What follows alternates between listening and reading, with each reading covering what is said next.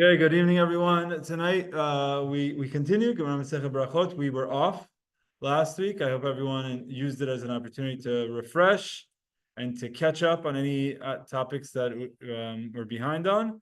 Let's go. Tonight, we're going to revisit the conversation of when someone may break and interrupt their Shema Yisrael during the Shema Yisrael prayers, when someone is allowed to interrupt, and if they would be allowed to do it to greet someone or to respond to a greeting, and it, depending on who the person is, depending on where they are in the prayer, we're going to revisit that topic and we're going to conclude that topic. And then once we're getting into that, there's going to be some other questions of other parts in prayers that we're allowed to break. For example, in Hallel, let's say you're in the middle of the Hallel and someone comes, are you allowed to greet the person? Let's say you're in the middle of Megillat Esther, you're reading the Megillah, and then someone walks in that moment and you want to greet them or they want to respond to a greeting, things like that. And then another thing we get into is discussions of, and when we get up to it, we'll discuss about whether someone wants to put something in his mouth, but not actually swallow it. So to taste something. Let's say, for example, you're cooking and you just want to taste, but you don't actually want to eat it. Do you have to make a bracha on that? A, do you have to make a bracha? And B, can you do that on a fast day? Let's say you have guests coming to your house to break the fast and you want to make food and you want to know what it tastes like. You don't want to eat, you just want to taste. Are you allowed to do that on a fast day? So interesting questions we're going to get into and some other related topics. So it should be a fun night and some practical Gemara tonight. I don't know if you'll see when I share my screen. I have 5 tabs of Shulchan Aruch already open. So we're going to get into some practical halachot tonight. So let's go. Let's get started. Yes. Okay. Sharing screen. Now, before I do this, I want to, number one, just to remind ourselves that when we speak about the Shema Yisrael, there is discussion about whether you're allowed to break and interrupt to greet someone, to initiate a greeting, and to respond to a greeting. And there was a distinction between whether it's yirah for fear or kavod for honor. And there's really 2 groups. I have 4 opinions on the screen, but it's really 2 main groups. When you say fear, that's either fear of death, like the person can kill you, or it's fear, really a sense of awe and respect, which really is like your father, et aviv, ishivo v'aviv tira'u, or et Adonai lecha tira, which is referring to a rabbi, a Talmid Chacham, to fear. So it's either like fear of someone being able to kill you, or it's fear more out of respect. And then there's honor. Honor is, let's say, someone who is more knowledgeable than you in Torah, someone that is honorable. Okay? So with that distinction, we're not going to get into that distinction again, but we're going to speak about yirah and kavod. We're actually going to see a proof for one of the opinions tonight. And then the other thing is what's on the screen here. This is a quick reminder of the opinions of our Mishnah. Okay? So I'll read to you what our Mishnah says, and then we'll see it on the screen. But there's one exercise I want to do as we're going through it is I want to know which of these are explicitly written in the Mishnah and which of these are actually an inference. It's something that's not explicitly written, but it's something we're assuming. So let's go ahead. I'm going to read the Mishnah again. We're going to go back to the Mishnah, and I'm going to ask you guys to help me fill this out while we go to see which of these are explicitly mentioned and which of them are inferences, because that's going to lead us up to our next Gemara. Okay? So what I'm going to do now is I have the Gemara of, this is actually the Mishnah, going back to Amud Rishon, 13A, and this section of the Mishnah that says the following. So help me fill out this chart as we do it, okay? But Prakim, when someone is in between paragraphs, Sho'el mepnei kavod u'meshiv. This is all the opinion of Rebbi Meir. The opinion of Rebbi Meir says that Prakim, when you're in between paragraphs, Sho'el mepnei kavod, you're allowed to initiate a greeting for honor and respond. Okay, so let's go ahead and write that in. This is the opinion of Rebbi Meir, and we're talking about Baprakim between paragraphs. So I'm going to be in this section. I'm going to be filling out Rebbi Meir about these. Now, what does he say? Sho'el mepnei kavod. What does that mean? So for kavod, you can greet. So he's saying here this is allowed. And umeshiv. and you may respond. So what is it? Who may respond? Who may you respond to? Greeting you, someone. So correct, you're going to respond to someone greeting you, but is that for kavod? Yes. Or is it anyone? No. Because see what it says here is Baprakim shoel mibnei kavod, you're allowed to initiate a greeting for honor, umeshiv, and respond. Respond what? To who? They just say you may respond. It says you may respond. It's not so clear who you may respond to. Andy, you have something to add on this? It says it in the Quran. What is it? What does it say in the art scroll? That person's greeting. That person's greeting. So meaning the art scroll is already telling you that it's talking about this box. Okay, art scroll is telling you it's talking about this box, but it's not explicit. So what I'll write here is like not explicitly written. That's an inference. And that like removes my green. Okay, so that's one. It's allowed, but it's not explicit that we're talking about this. It could be talking about someone else. Okay, it could be talking about anyone. Uve emsa, and in the middle of paragraphs. So now you're going to see that I'm talking about this section. Rebbi Meir in the middle of paragraphs. What does he say? Shoel mibnei hirah umeshiv. You may initiate a greeting for fear, umeshiv, and respond. Okay, so Rebbi Meir, for fear, what do I write here? Allowed to initiate a greeting, and you may respond. So not explicit. It could be here. It could be here. So we're not sure who is he saying you're allowed to respond to. He's saying you're allowed to initiate a greeting for fear and respond. Respond for fear? Or respond for something else, for honor. Okay, so not so clear. And that's now continue. Let's see Rabbi Yehuda in the Mishnah. Let's see if it's actually more explicit. Rabbi Yehuda Omer ba'emsa, in the middle of a paragraph, shoel mipnei hirah, you may initiate a greeting for fear, umeshiv mipnei kavod, and respond for honor. So let's get this straight. Rabbi Yehuda, in the middle, initiate for fear, respond for kavod. So let's go ahead and see that. Rabbi Yehuda, in the middle, initiate for fear, and respond for kavod. That's what's explicitly mentioned. Okay? And then, baprakim, between paragraphs, shoel mibnei kavod, you may initiate a greeting for honor, umeshiv shalom lechol adam, and you could respond. Between paragraphs, you could respond to anyone. And so what's being said explicit here is like you're allowed to initiate. Rabbi Yehuda is telling you, between paragraphs, you may initiate for kavod, and then you're allowed to respond to anyone. Okay? So this is what our Mishnah explicitly states. What our Mishnah does not tell us is who Rebbi Meir tells us you're allowed to respond to. That's what it doesn't tell us. Okay? We have an inference, as I already have on the board, but it doesn't explicitly tell it to us. Yes, question.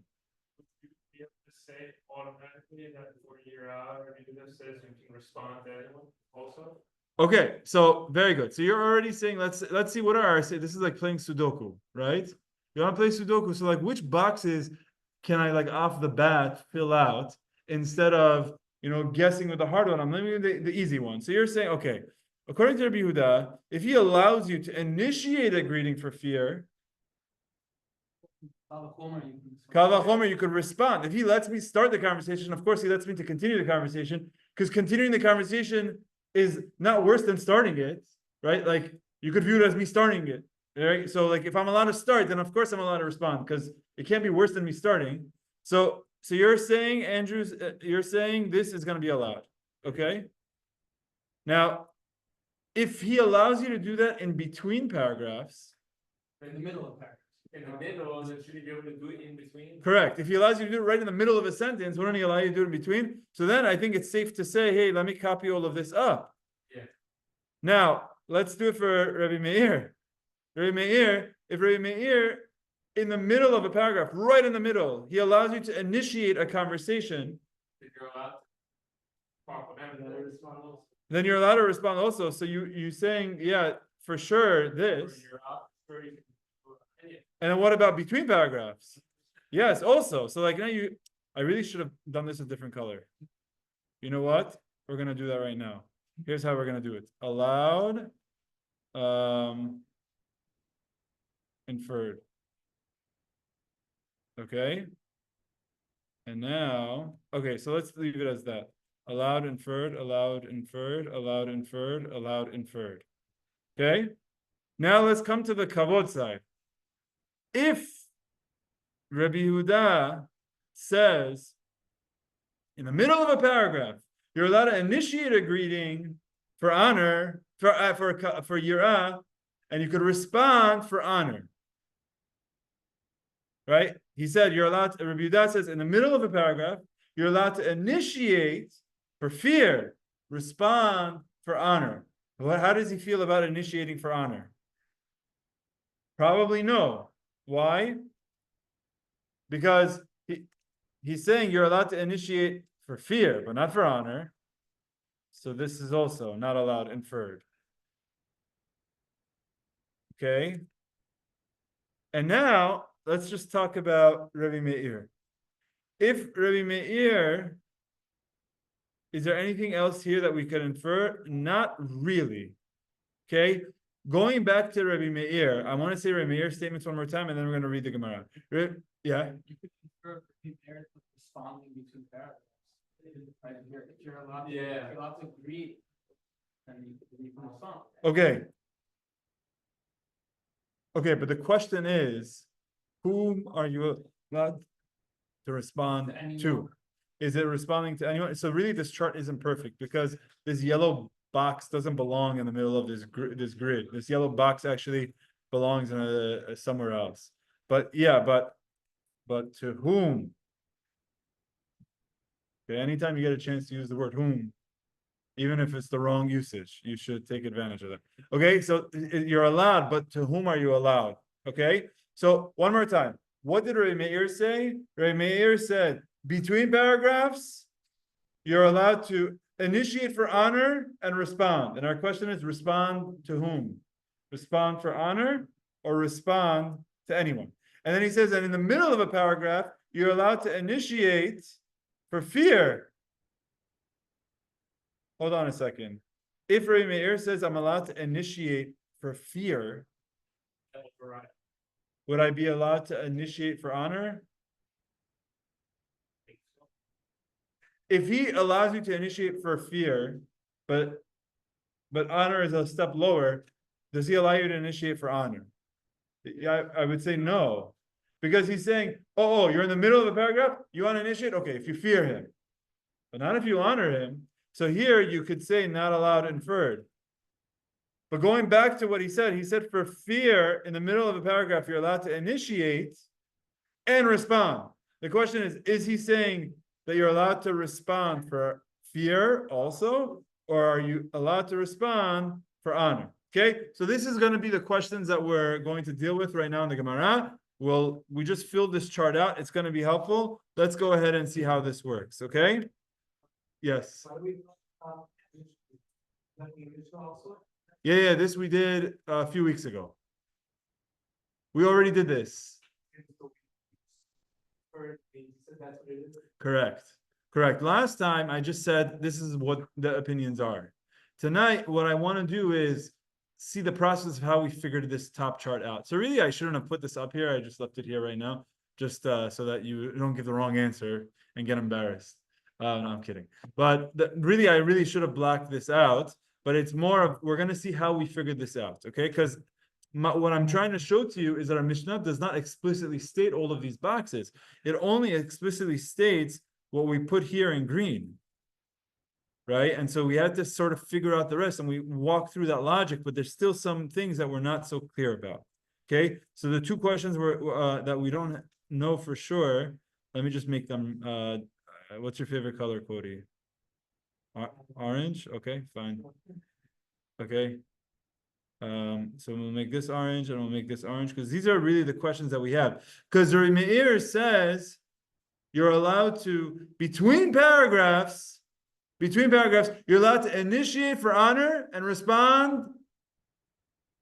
We're not sure. Respond to who? Respond to for honor or respond to anyone?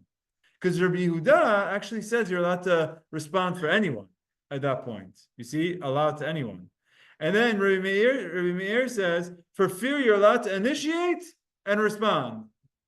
In the middle of a paragraph, you're allowed to initiate for fear and respond. Respond for fear or respond for honor also. That's why we have this question mark. Let's go ahead and see the Gemara now. Okay, we spent enough time going through it. So now here we are. We are on Daf Yud Gimel Amud Bet 13B toward the bottom. If you're looking in the Hebrew, it's the very last page of 13B, 13B4. Actually, no, 13B4, not the last one quite yet.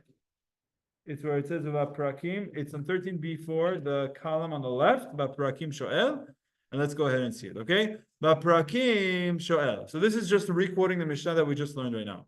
Meshiv Machmat Mai. Asking on Rebbi Meir, when you say that you're allowed to respond to whom?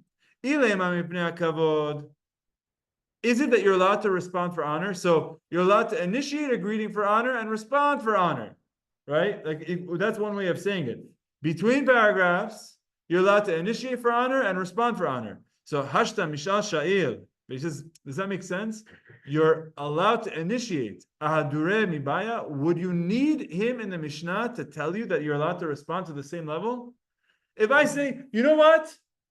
For kavod, you're allowed to ask someone how they're doing between paragraphs. So isn't it obvious that I'm allowed to respond? So would I need you to say, and you're allowed to respond if that's what you're talking about? So the very fact that it says that, it implies Ela shoel mipnei hakavod umeshiv shalom l'chol adam.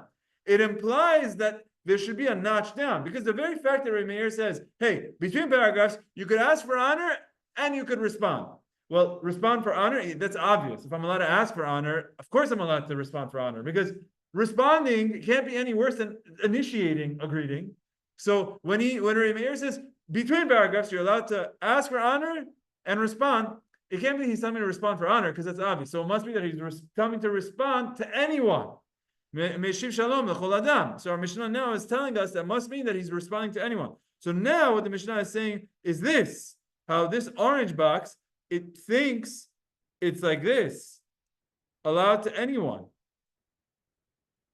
And then Ema Sifa, continue with the Mishnah. Uba Emsa, in the middle of a paragraph, Shoel Umnei Yirah, you're allowed to initiate a greeting in the middle of a paragraph for fear, umeshib, and respond.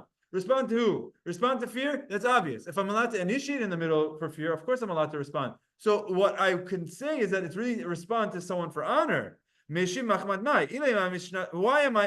Who am I responding to? Is it I'm responding to someone for fear? Now you just told me I'm allowed to initiate the greeting. Do you need to tell me that I'm allowed to respond to it? Of course I can. Rather, in the middle of a paragraph, I can initiate for fear and respond for honor. So now what this Mishnah is telling us is that now he's saying this is allowed. The problem is, can anyone tell me what the problem is if this is the case? If we just said this is allowed to anyone, and this is allowed for honor, what's the issue? Sorry? Why do we have two opinions? Or said another way, the two opinions are the same thing, right? Rabbi Meir and Rabbi Yehuda are saying the same thing. That obviously can't be correct. So we have these two ambiguous orange boxes, and we're using logic to fill the boxes out. But when you do that, you end up with the same opinion as Rabbi Yehuda. It can't be, because there's a machloket. So then the Gemara says, okay, so something's off. So I'm going to take those back. Okay, I just undid those. What? There's no way they agree, like Andy said. Okay, continue. So, right? So, sorry, let me just read that. Hainu, the Rabbi Yehuda, it's the same opinion as Rabbi Yehuda. Did not, because Rabbi Yehuda states explicitly, Rabbi Yehuda Omer, in the middle of a paragraph, you may initiate a greeting for fear, and respond for honor. But between paragraphs, you may initiate for honor, and you can respond to anyone, which is what we have in the chart. So if you're going to explain Rabbi Meir the way you just did, then the two opinions become identical. Therefore, the Gemara says actually, the Mishnah is leaving out some words. It's incomplete. Chasure means that there's words missing.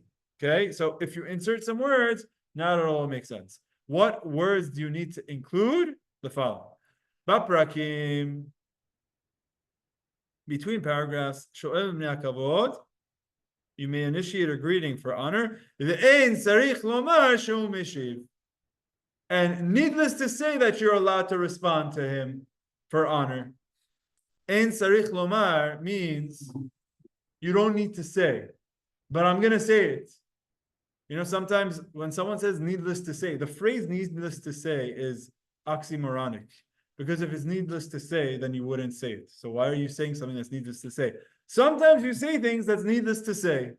And that's what our Gemara is telling us, that our Mishnah, when Rebbi Meir says, for between paragraphs, for honor, you're allowed to initiate a greeting, and it's needless to say that you're allowed to respond also. Okay? So it's talking about the honor. It's not going and talking about to anyone, which is what I thought, but it's talking about for honor. Ein tzarich lomar. And in the middle of a paragraph, you're allowed to initiate a greeting for fear. And you don't need to say that he's allowed to respond for out of fear. These are the words of Rebbi Meir.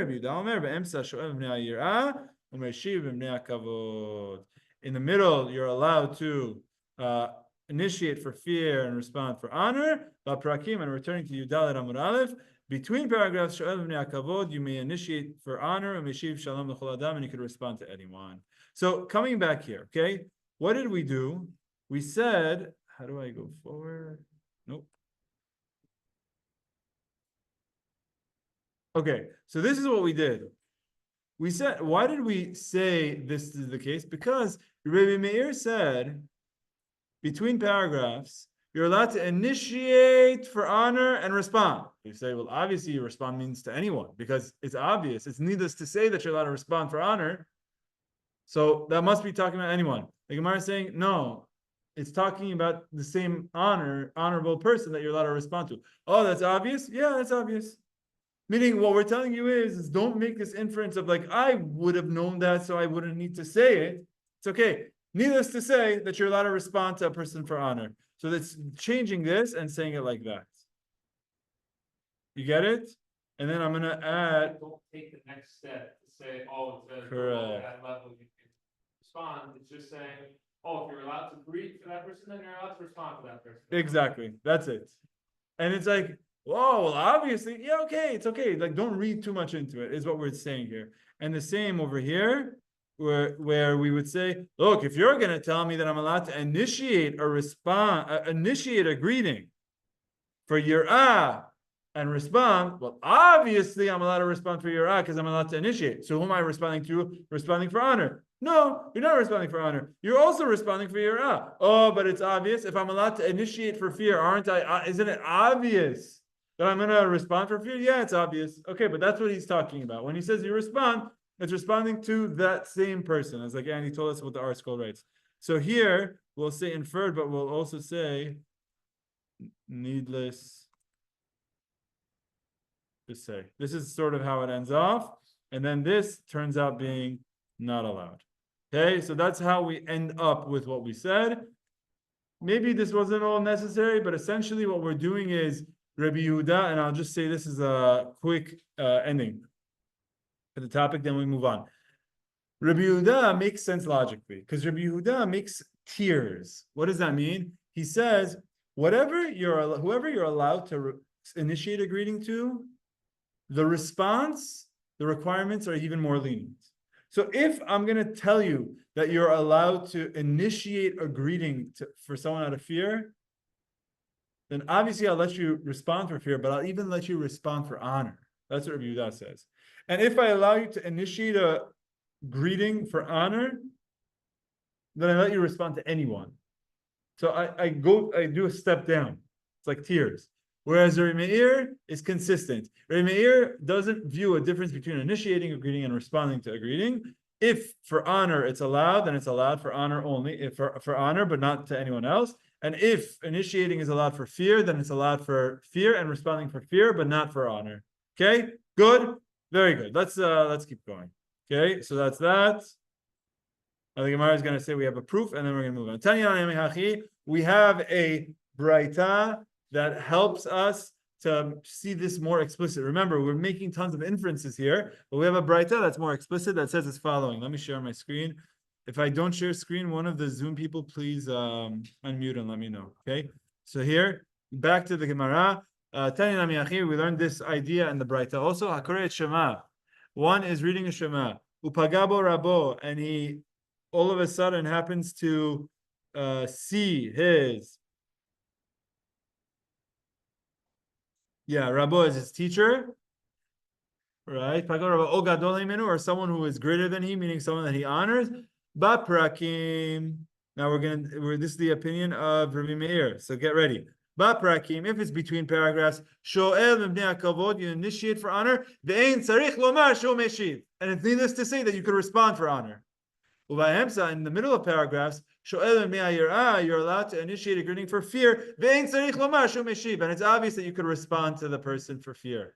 Respond for fear in the middle of the paragraph. Divrei Rebbi Meir, that's the opinion of Rebbi Meir. Rebbi Yehuda, it's easy, it's the same thing always. In the middle of a paragraph, you initiate for fear and respond even for honor. A prakim, between paragraphs, you can initiate for honor, and you could respond to anyone, even if it's not someone that you would honor. Okay? Very good. Now, we're going to extend this question from Shema Yisrael to Hallel and Megillah. And I want us to pay close attention to who's asking the question. Ba'amine achai. So the name of the rabbi, his name was Achai. He was Tana de Rebbi Chia. He was a Tana in the yeshiva of Rebbi Chia. And it seems like in the yeshiva, they would have a Mishnah expert. You can see how they translated it. The Tana who recited Mishnayot in the school of Rebbi Chia. In the yeshiva, they hired someone, or they would have someone that would be the Mishnah expert. They needed to know someone, like what's the exact text. Okay, that person is the Mishnah expert. So his name was Achai. So Achai, Tana de Rebbi Chia, who was the Tana in Rebbi Chia's yeshiva, he asked a question from Rebbi Chia, from the Rosh Yeshiva. So the Tana, he's going to ask a question from the Rosh Yeshiva. And he says, we just learned this whole Mishnah. Behalel, Megillah, Mahu she'yafsik. What happens in Hallel or in Megillah? Am I allowed to stop to initiate a greeting? You tell me. Compare it to Shema Yisrael. I have certain rules that are permitted and prohibited for Shema Yisrael. Would Hallel be better, worse, the same? What do you think?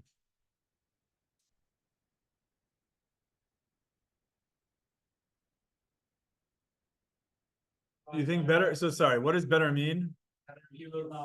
That it's more easier to greet, more lenient. So if I'm allowed to speak at certain parts of the Shema Yisrael, then for sure, for Hallel, maybe even it could be more lenient, is what we're saying. Why would you? What's the difference between Shema and Hallel that you would say that? Shema is from the Torah. Hallel is rabbinical. What about Megillah? Rabbinical. So, okay. So that's a side to say here, Shema is from the Torah, and I allow you to do some levels of interruptions. So obviously, I'm going to allow that for rabbinic stuff like Hallel and Megillah also, maybe even more. Okay, is there a side to say no? Perhaps maybe Hallel and Megillah would be more strict. Yeah, they're less frequent. Okay, Shema you're going to do twice a day, every day. So it's like, all right, you missed one. But this Megillah is twice a year, once at night, once in a day. What are you going to mess it up for? Hallel is how many times a year? So it depends what type of Hallel. We'll get into it. Okay, so maybe that's a side that it's not as frequent. Okay.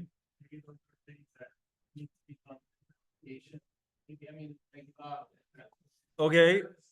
So there is a congressional aspect to it. That's Congress. Wrong word. Congregational aspect to it, maybe. Okay. Yeah.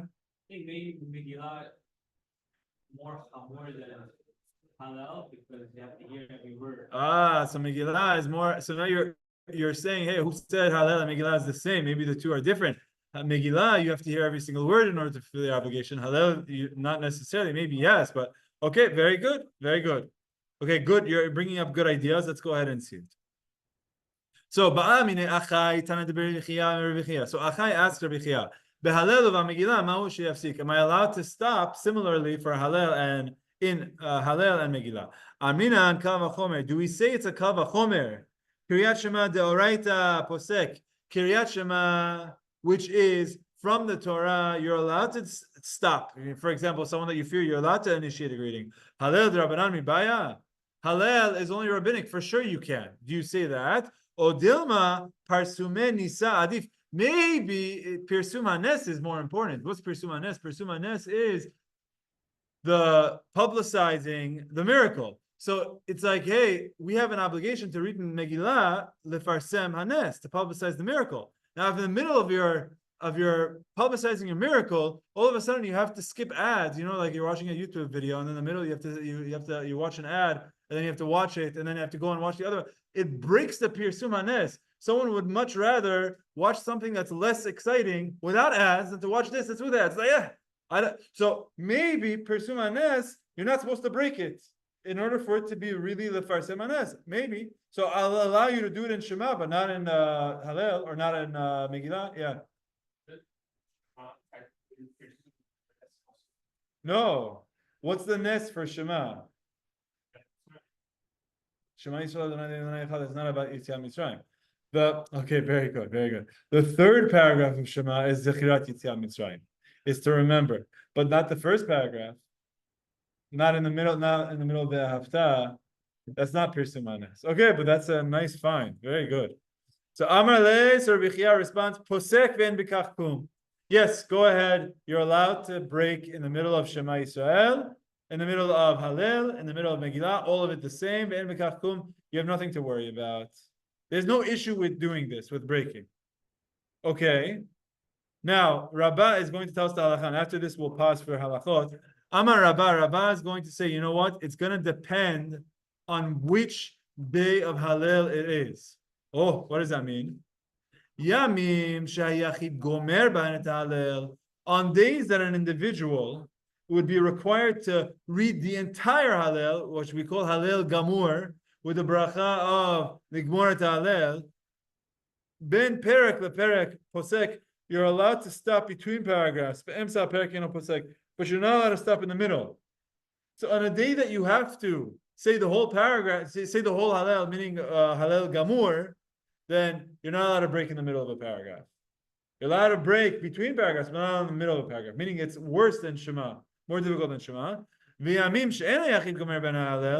days that an individual is not required to read the whole Hallel, meaning he reads Chatzi Hallel, afilu be'emsa perek posek, you're allowed to break wherever you want, even in the middle of a paragraph.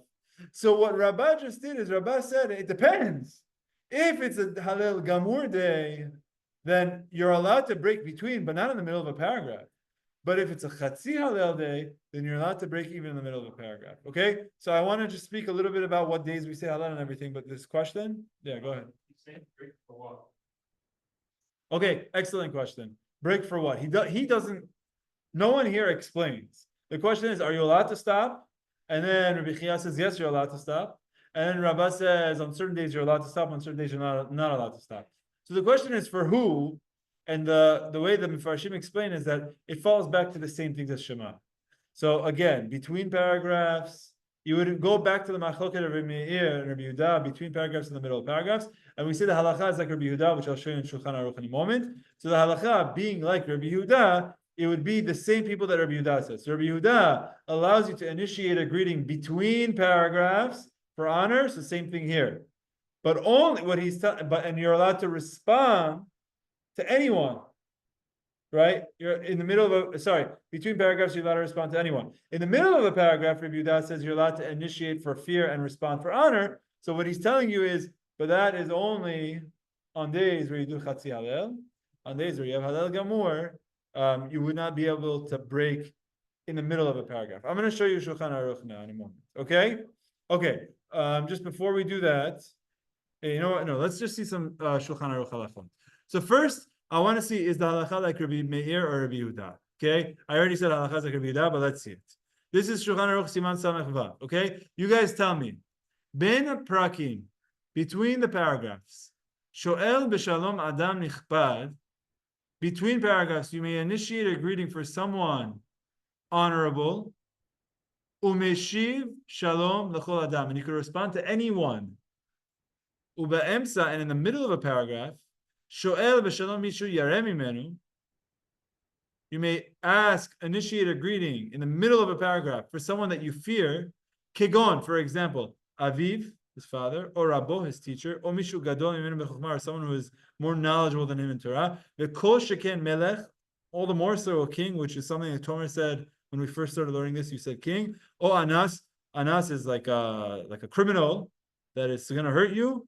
So between paragraphs, in the middle of a paragraph, you can initiate a greeting to any of these people, and you're allowed to respond to someone who is honorable, even in the middle of a pasuk. Which opinion is this? This is the opinion of Rebbi Yehuda, where he says between paragraphs, you could initiate for honor, respond to anyone. In the middle of a paragraph, you could initiate for fear, and you could respond to, in the middle of the paragraph, respond for someone honorable. Now, there's just one thing that he adds, and he says the following: Chutz mipasuk Shema Yisrael. This is something that our Gemara does not tell us, but it's important. When he says that you're allowed to break in the middle, but you're not allowed to break in the middle of the Shema Yisrael actual pasuk, Shema Yisrael Adonai Eloheinu Adonai Echad, those 6 words, you're not allowed to break that. So if you see someone approaching you in a situation like that, you just finish it very quickly. Hey, how are you? You say something like that. You do it that way. You don't have to do a sumchus echad. Got it? You just do it quick. Exactly. You don't stop in Baruch Shem Kevod either. Unless there's a situation where he's going to kill you. If he's going to kill you, then of course you're allowed to. You're allowed to do anything. Okay? Because that's a pikuach nefesh. Okay. Yes. We talk about greeting. Are we talking about smiling and shaking someone's hand, or like standing up and talking to them for a minute, like 5 minutes? So, how's everything? Like, what kind of greetings? Excellent question. So the understanding here is that what's being allowed is even verbal conversation, even to verbally start a conversation and to respond to something. And if that means having to have this conversation go on for more than just a few words, then that's allowed. If it's just limited to a few words, all the better, and get back to saying the Shema Yisrael. But it's allowed. You're allowed to do a greeting, however long a typical greeting is. If a typical greeting, when you see this person, is one line, then it should be one line. If it's more than that, then it's more than that. What's interesting is like, what happens if this greeting turns into a full-on meeting, and now like I have to work for the next 2 hours, something like that? That's like a different discussion. A person should try to take a break to finish the Shema Yisrael. Here we're just talking about taking a break for a basic greeting, not to throw out the entire Shema Yisrael altogether. Okay, let's keep going. Sorry, I want to see 2 more Shulchan Aruchs. Next Shulchan Aruch. Okay, let's see what we say about Hallel. This is Siman 644, talking about Hallel. Based on this, tell me who we hold like. Okay? It's talking about Sukkot, Shacharit, Achar Chazarat Tefillah, Shacharit, after you read the Chazara, Notlin HaLulav, you take the Lulav, Marachin HaLulav, Lulav, you shake the Lulav, you say the Bracha on it, the Shechianu, you say Shechianu on the Lulav, the Gomrim HaHalel, and you say the complete Hallel, V'chen Kol Shemonat Yimei HaChag, all 8 days of Chag, you say the full Hallel, Umvarachin the Gemara Hallel, and you say the Bracha of Asher Kitchanon the Gemara Hallel, Ben Tzibur, Ben Yachid, whether it's an individual or a group, Ve'en Mafsikin Bo, here you go, here's the kicker, you do not stop, Ela Kederech She'amru B'Kriyat Shema. The only way you could stop is exactly how they permitted for you to do in Shema Yisrael. So he's equating it. So you asked, when it says posek, it doesn't say posek for who, for what. It just says stop, don't stop. It doesn't say for honor, for fear. So look, Shulchan Aruch is adding it. In the same way of Shema Yisrael. Ba'emsa, sho'el b'nei ha'yirah, u'meshiv b'nei ha'kavod. In the middle of a paragraph, you're allowed to initiate for fear and respond for honor. Ben ha'parakim, sho'el b'nei ha'kavod, u'meshiv shalom b'chol adam. And between paragraphs, you're allowed to initiate for honor and respond to anyone. Okay? That's that. That's the thing that I want to show you there, to show you how he's building a connection between Shema and Hallel. What is this?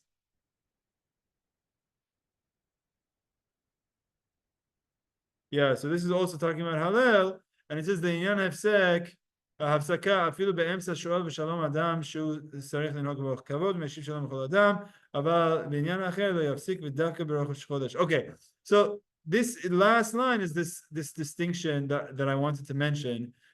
Rabbah distinguishes between a day of the Hallel Gamur and Chatzi Hallel. What days are you saying Hallel Gamur? How many days? Anyone know the number? How many days of the year do we say Hallel Gamur with a bracha of Ligmor Hallel? Hanukkah is 8. 2 days of Pesach. So that gets you to 10. You're saying 6. What is 6? 36. Okay, very good. It's less than 36. 2 and then 7 days of Sukkot, like 17. Okay, so you say 8, 2, 7 days of Sukkot gets you to 17, 16, right? Because you said 8 for Sukkot, for Hanukkah, 2 for Pesach. You said 7 for Sukkot. 7. That's 17. You say you're adding Rosh Hashanah. So how many days of Rosh Hashanah? 2, so we're up to 19.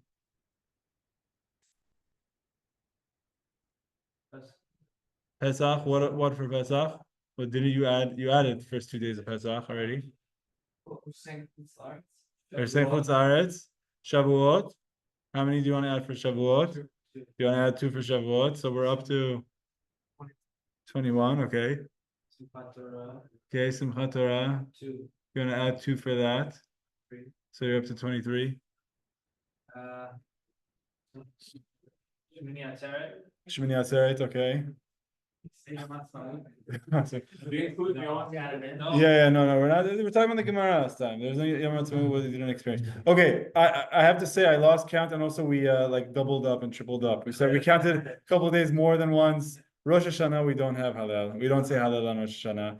Simchat Torah and Shmini Atzeret is the same day. So especially if you're going to count 2, it's for sure it's the same day. But yeah, okay. So let me make it clear. Here's what the days. Exactly like you said, inside Israel, outside Israel is different. 18 in Israel, 21 outside of Israel. 18, 21. Okay, is the legal age of smoking and drinking. 18 in Israel, 21 for outside of Israel. What is the 18? Okay, so the 8 of Hanukkah is correct. So that's easy. 8. Now in Israel, I have 1 of Pesach. It's only the first day of Pesach, so I got to 9. Then I have 1 of Shavuot, because there's only 1 day of Shavuot in Israel. So that gets me to 10. Then I have 7 days of Sukkot and 1 day of Shemini Atzeret. So call it 8 days, that gets me to 18. So again, I get 8 for Sukkot, 1 for Pesach, 1 for Shavuot, that's 10. And I get 8 more for Hanukkah, it gets me to 18. What about Purim? No Hallel. What about Rosh Hashanah? No Hallel. What about Yom Kippur? No Hallel. What about Yom Ha'atzmaut? We're not up to there yet in our Gemara. Gemara is before 1948. What year was the Gemara written? Before 1948. Right. Yeah. No, that's the Mishnah, but yes. Okay, so you have 18. Now, outside of Israel, you need to do plus 3. What are the 3 extra days of Hallel Gamur that you have outside of Israel? What are they? First day of Pesach, first day of Shavuot, which is only 1 day, so that's plus 2. What day of Sukkot? Exactly, the 9th of Sukkot, because we already included 8. So it's really that 9th day, the Simchat Torah day of Chutz La'aretz. So it's plus 3. So you have 18 plus 3. That gets you how many days Hallel Gamur? Then there's the Chatzi Hallel. How many other days are we doing Chatzi Hallel? It's not that hard. Rosh Chodesh. That's really what it is. It's Rosh Chodesh. Sorry? Oh, and he said it. What? Yeah, it's Hallel. It's Hallel. Yeah, you say it for both. Okay, hold on a second. We could do that calculation, but let's say Rosh Chodesh, except for 1 Rosh Chodesh. Which Rosh Chodesh don't we need to say it? Rosh Hashanah, very good. Rosh Chodesh Tishrei, we don't. So that's Rosh Chodesh. And you said, what'd you say?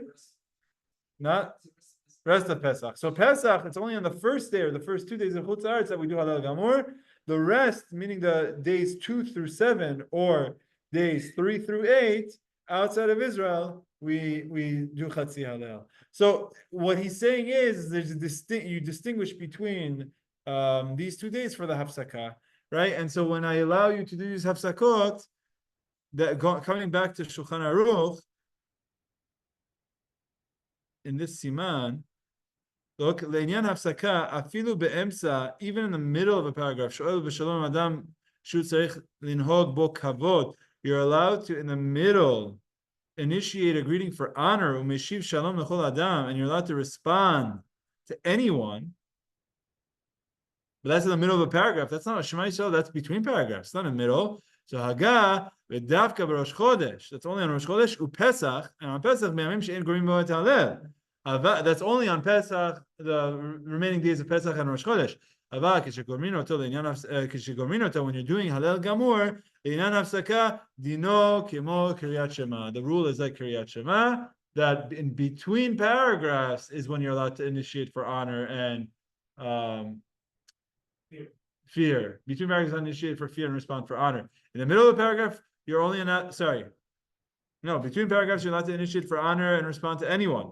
In the middle of a paragraph, you're only allowed to initiate for fear. But here he says for honor is because it's talking about a day that we don't do Hallel Gamur. Okay? There's so much to discuss. There's a massive Tosfot here, but I think we have to move on. Okay, time? Yes. Let's move on. Any questions? There's really so much to discuss about Hallel. Do you say a bracha on the days where you have Chatzi Hallel? Do you say bracha? Should it be the same bracha? Should it be a different bracha? There's a lot of discussion here, but let's continue, okay? Let's go. Back to the Gemara. The Gemara says,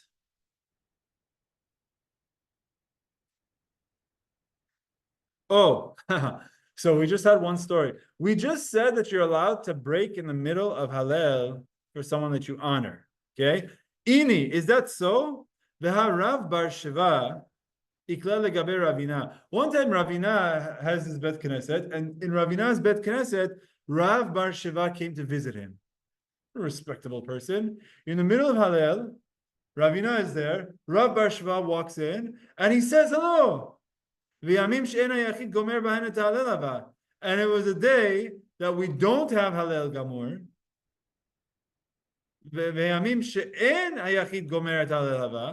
It's a day that we don't have Hallel Gamur. And Ravina didn't stop his Hallel to greet him. Okay, so what happened? It was a Rosh Chodesh day. Ravina is in the Bet Knesset. Rav comes in, Rav Bar Shiva comes in, and Ravina doesn't stop, doesn't say hello, doesn't say shalom aleichem, doesn't say please come sit here, nothing. So why doesn't he do that? If you're allowed to break in the middle of the Hallel on a day that's like Rosh Chodesh, so why can't I do it?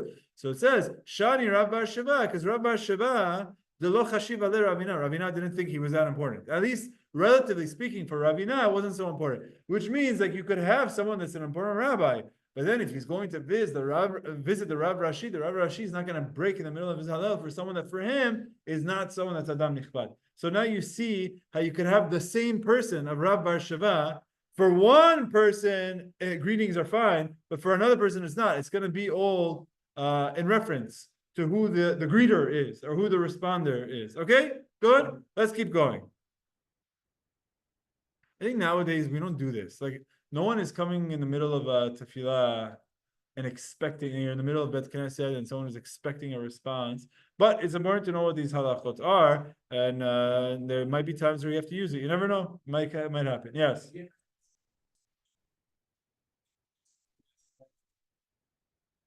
For sure, going like this is okay. When we say, sorry? Meaning like, I'm just adding on, like my question was like, on the greeting was like, what's considered a greeting to anyone? Is this just talking about speaking greeting? Okay, very good. So my understanding is, yes, this is speaking about speaking only. Pausing here, to actually verbally greet the person. Okay? Now, in this halacha that we have in Shulchan Aruch here, that's talking about Hallel, it says something about this. Look what it says. This is about Hallel on a day of Rosh Chodesh. Hallel on a day of Rosh Chodesh, Rabbah tells us, is very light. What does he say? He says you're allowed to greet people wherever you want. Look, you're in the middle of Odecha ki anitani vatehi, right there, right in the middle. Shoel b'shalom adam shu tzarich linhog bo kavod. You're allowed to initiate for honor, right in the middle. You see someone honorable, say, "Hey, how are you?" You're in the middle of it. Doesn't matter. You're allowed to. Umeshiv shalom lechol adam. You can respond to anyone. A little kid walks in, you're allowed to respond to them. But Shulchan Aruch says, "Avad b'inyan acher lo yafsik." But that doesn't mean it's a free-for-all. What's allowed is a greeting to someone, but not inyan acher. That doesn't mean you could ask the person, "Hey, what's this? Who won last night? Who won last night's game?" I guess the "hey" would be allowed, but the "who won last night's game" would not be allowed. Hey, that's okay. But to ask about business, to ask about something else, to ask about something that's not related to a greeting is not allowed. So you see, even when we allow you to verbally greet or respond to greeting, Shulchan Aruch here and others also explain this in the fact that when Rebbi Chia answered the question, he said, "Posek ve'en bekach klum." There's no issue with this, meaning there's no issue with this responding to a greeting, but there's issues with other types of things. Now, in terms of hand gestures, you would be allowed to do it, other than the fact that we learned that for Shema Yisrael you have a requirement of understanding. Remember, because it says al levavchem, on your heart. So it's if what you're doing is you're gesturing to person that is now not allowing you to concentrate on the words and what it means, and you're not allowed to do that because you have to have concentration for it. But are you allowed to stop and go like this to someone and then continue? Yes, that's not considered a hefsek because you're still praying. The hefsek that we're speaking about is a hefsek of verbally speaking to someone else. Okay? Yes. When it's talking about interrupting in the middle for honor, does that mean you're obligated? Like, for example, let's say you're saying Shema and your father wants it. Right. Like, are you obligated to, even in the middle, stop and get up and sit down because you're meant to get up for it? Right. So what would be Like, that? are you supposed to do that even in the middle of Shema? Mm. Because they're saying you're allowed to, and if you're allowed to, it's Sheila tova. you're supposed to do. Are you supposed to have to go and do it? I think what it comes down to is if the person is expecting you to do it. Yes, if the person's not expecting you to do it, maybe not necessarily. But that's a good question. Your question is, okay, we now just established that you are allowed to speak to your father in between paragraphs of Shema, for example. You can say good morning to him. Okay, does that mean you should? Is it something that's a requirement? Is that part of your mitzvah of kibud av, of yirat av? Is that part of your mitzvah? It's a good question. I think you have to make a judgment call there. You have to make a judgment call. If it's something that you feel that the person would want you to do, then yes, you should. If it's something that the person wouldn't care to do, then why? Why do it at this point? It's unnecessary to do. So obviously there has to be a judgment call. And like that you do see that where you have to get a sense of, is this someone that you should be doing it for? I think, for example, if I'm in the middle of saying Shema Yisrael and I see Rabbi Ben Chaim, who is someone that I honor and is someone that I fear from the Yirah aspect, but I'm in the middle of I don't think he's expecting me to say Shalom Arav, Ma Shalom Arav, how are you? I don't think he's expecting that. And I think it's a little bit out of place, right? If someone's father, let's say, for example, is against Torah, and he thinks that his son is going against the Torah, but meaning going against him by following the Torah, and it has a bad taste in his mouth when he sees his son is wearing the tefillin, he hates it. So for that person, it might be required that, you know what? No, I'm gonna pause and show respect to my father and say, "Hi, Dad, how are you? How are you feeling? What's going on?" And have that greeting. Why? Because you're making a judgment call that you should be doing it. So I can't give you an answer of yes, you have to, because I think if I was in the middle of saying the Shema Yisrael and I would see my father, I think that yirah and kavod is there, but I don't think he would be expecting me to do it. Standing up, yeah, you could stand up. You could pause from your prayer, you could stand and then continue on focus. That's even if you see him. Maybe you should keep your eyes closed that you don't even see him to begin with. But if you know that this is something that the person wants, then yes, you're allowed to, and you should. You should, if it's something that the person you think it would be a good thing to do. Okay, let's move forward. Fast days. What do you think? It's Shiva Asar Tammuz coming up in a few weeks. You're having guests, and you're a master chef. Are you a chef? I feel like you're a chef. You're not a chef. No? Who's a chef here? Anyone here a chef? Anyone here like cooking? You cereal or something? You make cereal for your kids. You like eating. Okay, you like when someone else is a chef. Okay, so now here it is. You have guests, Shiva Asar Tammuz. It's a long day. Fast ends, I don't know, 9:30 at night. I don't know what time the fast is ending, 9 o'clock at night. Your job is to cook for your pregnant wife. You're cooking. Okay, Baruch Hashem. Oh no, she's not fasting though, so forget it. You're cooking for someone and you want to make sure that the food is good. You're having a bunch of guests.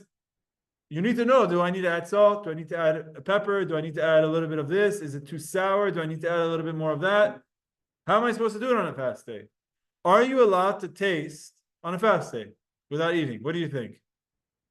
Whoever thinks yes, you're allowed to taste, thumbs up. Whoever thinks you're not allowed to taste, thumbs down. Ready at the count of three, everyone. Are you allowed to taste on a fast day? 1, 2, 3. No. You think yes. Okay. Does anyone want to say the answer? Machloket? No, okay. Does anyone want to say the answer? It depends. What would it depend on? Which fast day? Which fast day? Okay. That's a good question. Maybe it depends on what fast day it is. Yeah. Okay. Oh. If it's going into Shabbat. Okay. Okay. Okay. All right. Let's go. We thought about it enough. Oh, actually, you know what? We didn't. What about saying a bracha? Let's say I just want to taste something.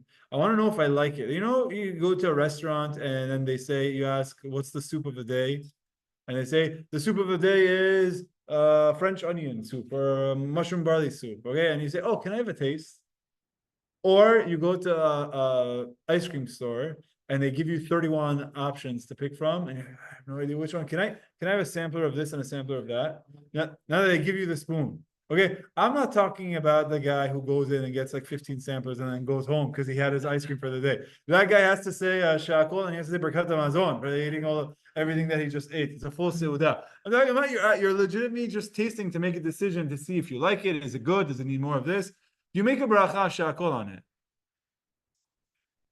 Okay, count of 3, thumbs up or thumbs down. 1, 2, 3. Okay, you think you don't make a bracha, you think you do make a bracha. Why do you think you make a bracha? It tastes good. Okay, you think you don't. Why? It's something different. Once you're not, it tastes sweet. Okay, very good. So like you get into this issue of, is this bread hamotzi or mizonot? Well, if it tastes sweet, it's mizonot. If it doesn't taste, okay, but how am I supposed to taste it without knowing what bracha to say? So you're saying, okay, taste it, then make a bracha. So based on this, you're concluding that, you know what, don't make a bracha on it. Okay, good. What do you think? Isn't it too small? It's based on the quantity. Based on the quantity. Okay, who just said that? Me. Who's Evan? Yeah. Evan, I didn't know you're still with us. Wow. Wow. Okay, so yeah, very good. It just took me a second to see that. Okay, so very good. That's what Mr. Azizi just said right now. It depends on how much. So if you're gonna try like a sample of a double scoop, so you're telling yourself you're tasting. You're not tasting anything. You're eating the whole thing, right? Like, what would you say? When you say depends on quantity, what would be the cutoff? Kazait. Okay, very good. Okay, now it's amazing because the one distinction that's brought up in halakha, no one brought up yet. We said a lot of very good things that does come up in halakha, but there's one distinction. If you intend to have more, okay, very good. There's one very key distinction. You sing. A different type of spitting is what I was trying to do. Oh, if you're gonna swallow it or not. What happens if when I taste it, but I just spit it out afterwards? So does it make a difference that if I want to see what the sampler tastes like, if I take it, put it in my mouth and spit out, you know, like when you do the wine tasting, I'm giving you a lot of examples. You do a wine tasting, you go to a wine taster, and then they give you a bowl that you taste the wine, then you spit it out into. But then there's always that one guy that his the spitting out bowl is completely clean. The guy's drinking the entire thing. So does it make a difference if I want to taste something and I swallow it, Or if I want to taste something and I don't swallow it, does it make a difference for the reason to say bracha or not? Okay, I think we did a good job asking a bunch of questions. Let's see what the Gemara says. Okay, Gemara, halacha, and then we'll wrap up for the day. Let's go. Here we go. Okay.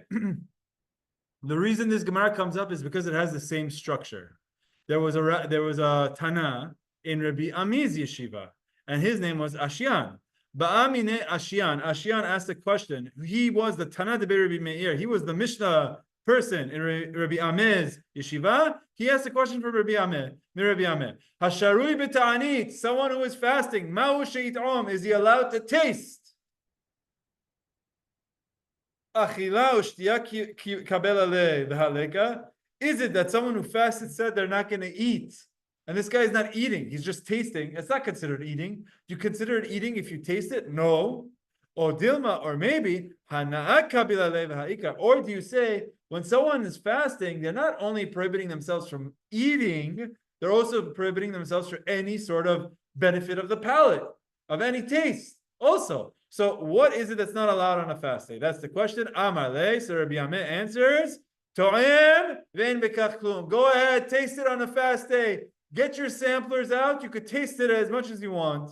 Is it really as much as you want? Let's see. But he says you're allowed to taste it. Tanya minachi. We learned this in a bright also. Mat'emet. So now this was all talking about a fast day, but now we're connecting it to the halachot of Berachot. Mat'emet eina te'una bracha. If you taste something, you do not need to make a bracha. You go to the sampler, you don't need to make a bracha. Ve'asharui b'ta'anit to'em ve'en bekach klum. And if someone is fasting, he could taste, and there's no issue with it. Okay, don't do halacha yet, because there's still some qualifying statements we need to give. The next thing that the Gemara is going to say is Mr. Azizi and Mr. Kalati Zada's questions of how much. Okay, so what happens here is ad kama. You're telling me I could taste and not make a bracha. Is there a quantity that if I'm tasting it, that you come to a point that you say, listen, bro, you can't sneak this in and as a taste. This isn't a taste anymore. Like this is considered eating. Okay, is there a minimum quantity? Ad kama Rabbi Ameh, Rabbi Yaseh, ta'ameh ad shi'ur Rabbi Ata. So the answer is as follows. We're going to answer you not with someone answering the question, but with someone telling us what they witnessed. Rabbi Ameh and Rabbi Yaseh would indeed taste until a revi'it. A revi'it is about less than 3 ounces. Let's say 3 ounces of a drink. You want to take something, you take some wine, swirl it in your mouth. Now, I'm not telling you whether he's swallowing it or not, but now this is going to be the topic of discussion. What we just learned from the Gemara is, you clarify for me, and then we're going to see what Shulchan Aruch says. Are you allowed to taste on a fast day? Are you required to make a bracha if you're tasting? No. Okay, very good. So you're allowed to taste on a fast day. You're not required to make a bracha before if you're just tasting. And is there a measurement that after that measurement the laws change? Revi'it. And we're going to say that's for a liquid, it's about 3 ounces. And for a solid, you said it before, kazait. So that means if I want to taste a small piece of pasta, right? I'm making my pasta and I want to take a small piece and taste it, then you would be allowed to without a bracha. But if it's a kazait, you want to try like the whole cookie, you want to stuff yourself with a cookie, it's like, listen, that's considered, you have to make a bracha on that. Now, there's a few very important things that we need to clarify here. So before we end up, I want to make sure I discuss 3 main halachot. Number 1, I want to show you Shulchan Aruch. Shulchan Aruch, Siman 210. Hato'em et tavshil.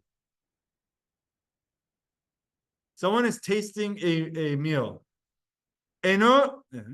Someone is tasting. Eno sarich levarech. He does not need to make a bracha. Ad revi'it. If it's less than 3 ounces, I'm calling a revi'it about 3 ounces. If it's less than that, he does not need to make a bracha. Ve'afilu imu bol'o. Even if he's swallowing it. Whoa. Now Shulchan Aruch is bringing this distinction that we mentioned. Even if you want to swallow, if you are eating, let's say you take a lollipop and you're eating it, you have a sucking candy and you're eating it, then you have to make a bracha.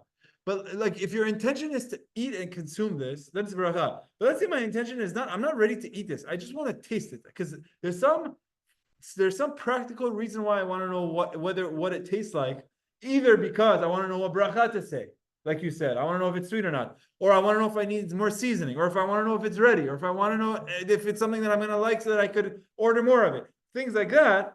Then you're allowed to go ahead without a bracha, even if you swallow it. V'yesh omrim, and some say, and this we're going to see what halakha is going to follow the second opinion. V'yesh omrim, she'im hu bol'o, if you're swallowing, ta'un bracha, you need to make a bracha.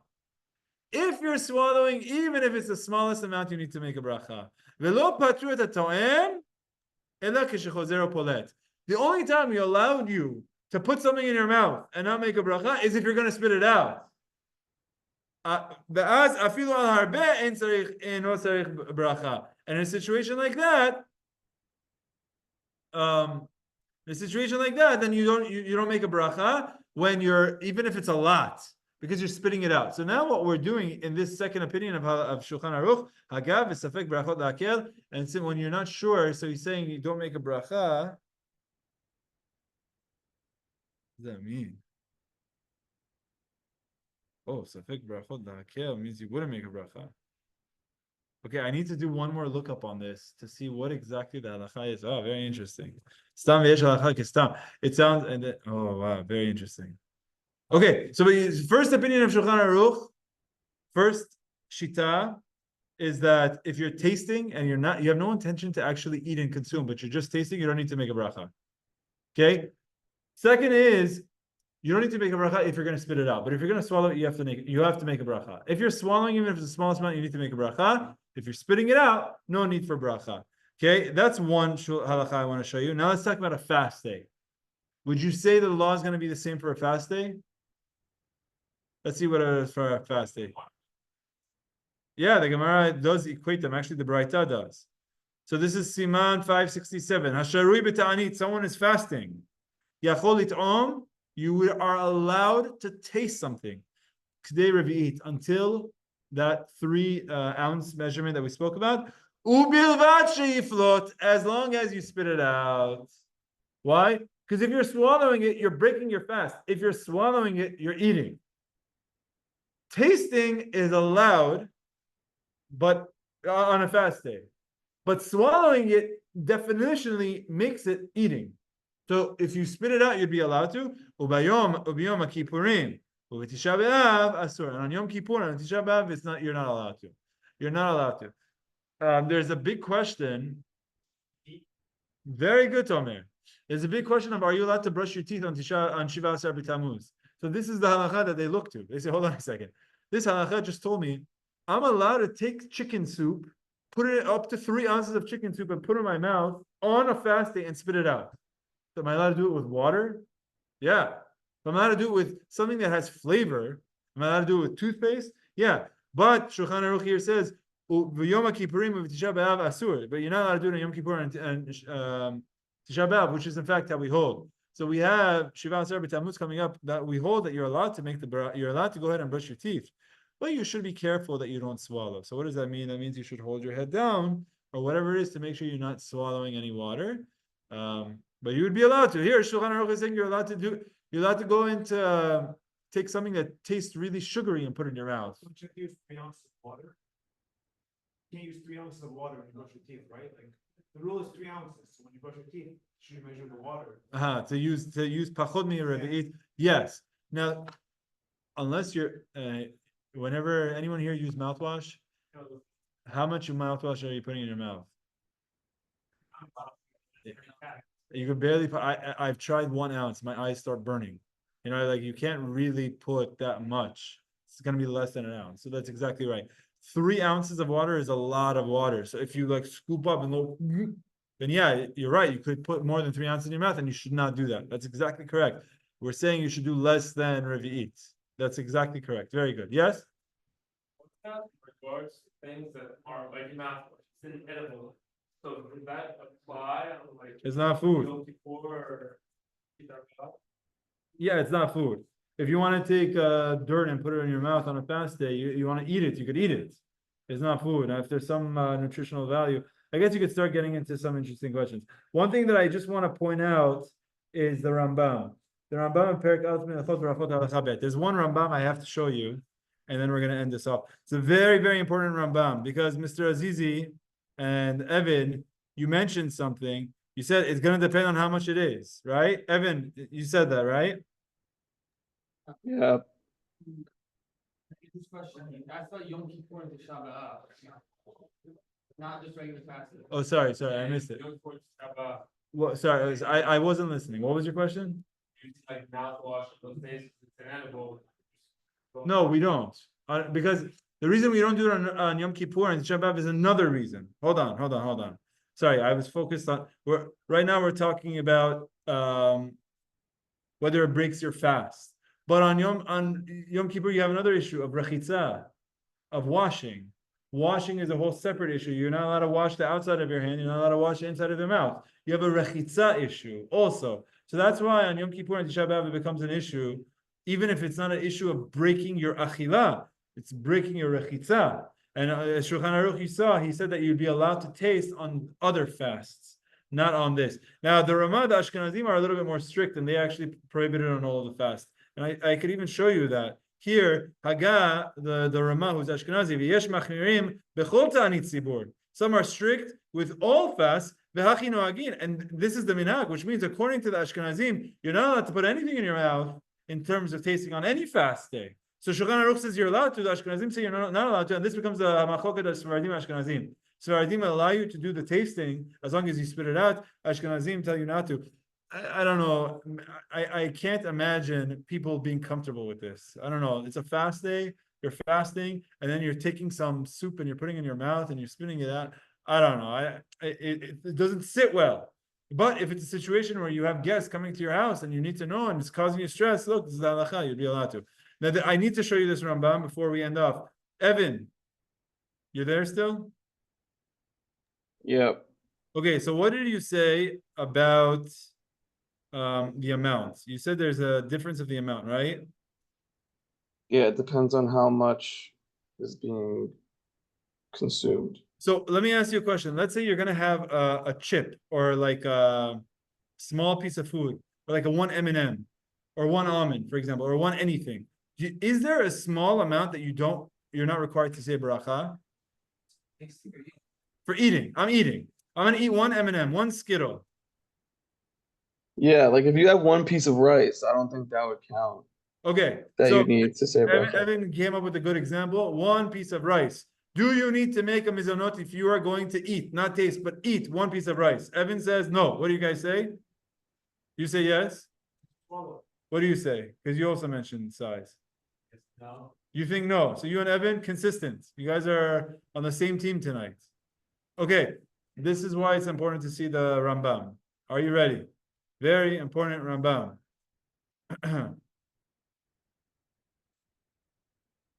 Umidivrei Sofrim, the rabbis teach us, levarech al kol ma'achal techila, to make a bracha on any food that we eat, ve'achar kach yehaneh mimenu, and then only after you make a bracha to eat and enjoy from the food.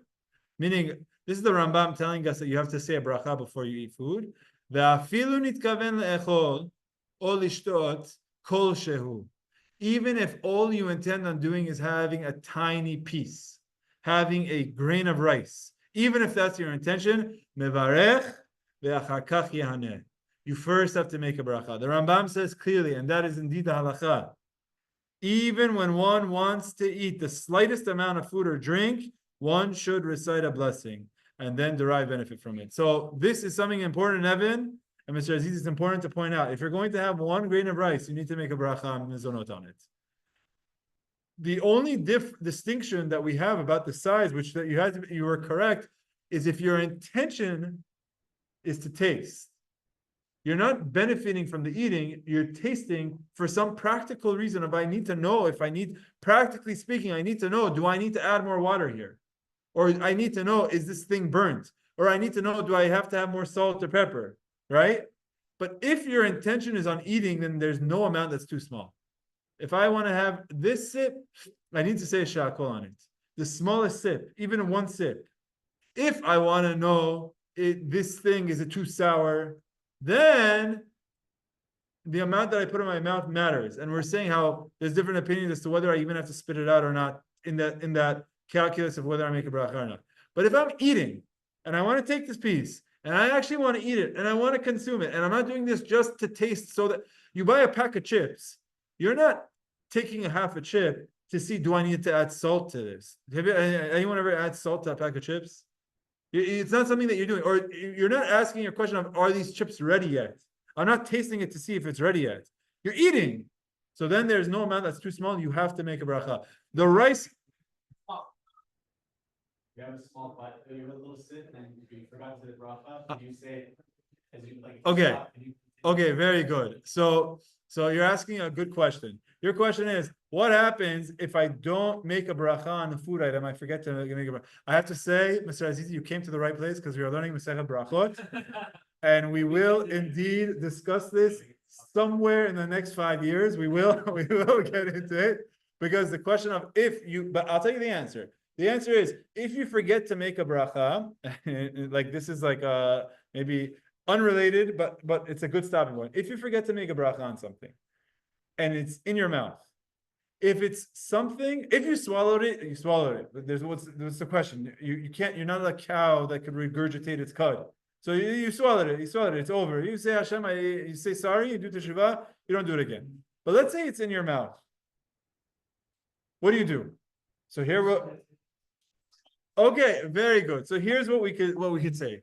If it's something that you could take out without it getting ruined, you could take it out easily. So take it out. I'll give you an example. You take a hard pretzel, you put it in your mouth. You can just pull it out. Did anything bad happen to the pretzel? No, nothing bad happened to the pretzel. It's a hard piece of pretzel, right? So that's or a piece of, let's say, beef jerky. You put it, it's hard. You take it out. So what should you do? Take it out. Or a lollipop. Lollipop's a perfect example. You put it in your mouth. Is anything bad happen to the lollipop if you take it out? No, that's how it's eaten. Take it out, say a bracha then put it back in. Okay? If it's something that you can't take it out, but you could easily put the side of your mouth so that you could verbalize a bracha, then you can do that. I have a memory from when I was a kid. I had a pack of cheese curls, and there was an older man, I know who the man was, who came and he's like, give me one. And he took one of my cheese curls, right, from my pack of cheese curls, and he put it in his mouth. And then afterwards, while he was chewing on it, he said, Baruch Hashem while he was chewing on the cheese curl. It happens to be, he did the correct thing for forgetting to say the bracha. Maybe cheese curl, you take it out, it could start to get maybe a little bit wet or something. So in his mouth, maybe he was chewing. He should have been chewing. Like you said, Yosef, put it to the side of your mouth, say the bracha. Now, what happens if it's something that you can't take out of your mouth and you can't put to the side of your mouth? For example, water, a drink, your Dr. Pepper. You put your Dr. Pepper in your mouth. If you try to put it to the side of your mouth and say the bracha, your Dr. Pepper is coming straight out of your mouth, right? And it's gonna stain everything, and it's gonna and you can't pull it out. And even if you spit it out, it's disgusting, right? Happens to be it's your own saliva, so it's not really that disgusting. But in front of other people, it's repulsive to do something like that. So in a situation like that, Mr. Azizi, what should you do? You swallow it. You say Hashem, you're sorry. You say a bracha, and then you continue drinking. And then you try not to do that again. You learn from your mistakes. But at that point, you don't have to spit it out. You can go ahead and swallow it. There's many questions that you could get into like this. But it's already past the end time. But hopefully that answers your question. You can say the bracha afterwards, you say? No. If you're done, you lost your chance, that's it. That's it. So you have one sip of Dr. Pepper left. There is one sip of Dr. Pepper. You didn't start drinking. You didn't say a bracha. You take this. You take the sip. You say, "Oh man, it's gone," or "It's in my mouth." That's it. Okay. B'dil v'yavor. You did something wrong. You do teshuvah. You make sure you don't do it again. You learn from your mistakes, and you move on. If it's something you could take out and say bracha, you do. But if it's something that you can't, you put it down. Now, if you have more, so make a bracha before you have more. Don't say, "I didn't say bracha before, so I'm going to keep drinking the bottle." That's nonsense. You make a bracha before. Okay, but there's a very important rule. So, Mr. Azizi, I'm going to ask you. Let's say you're going to eat a grain of rice. Do you say a bracha on it? Yes. What if you want to take one strand think of the smallest vegetable you could think of, like a leek, and you want to take a bite out of a leek and actually eat it? What do you say a bracha? The answer is yes. The answer is yes. What happens if you just want to taste your sauce to see if it needs more salt? So, okay, very good. If you're spitting it out after, then you don't need to. If you're not spitting it out, I have to do some research to see what the final halacha is. I don't think so. Rambam says no bracha. I don't think so. No bracha. Even if you're going to swallow it. This is the Rambam. This is the Rambam. Okay, very good. Very good. I leave you with some question for you to do some research. Now go home to your wife and tell her, hey, did you know that on a fast day you're allowed to put food in your mouth in the kitchen? I don't know how this is going to sit with people. I don't think people really like this idea so much, but we're learning about the halakha of on a fast day, what's prohibited is eating. Tasting for a functional purpose is allowed, provided that you spit it out. But eating, which even the smallest amount would be a problem if your intention is to swallow. What does it say? I mean, so the thing, but instead of Rambam, it holds that it tastes certain meat now instead of us meat. As long as he's tasting, because the same Rambam is the one that says even if it's a small amount, you need to make a bracha. But if because you have intention to eat it. But if your intent is to taste, the Rambam says no bracha. Okay, Azak Baruch everyone. Have a great night. Be'ezrat Hashem. I'll see you again next week. Take care.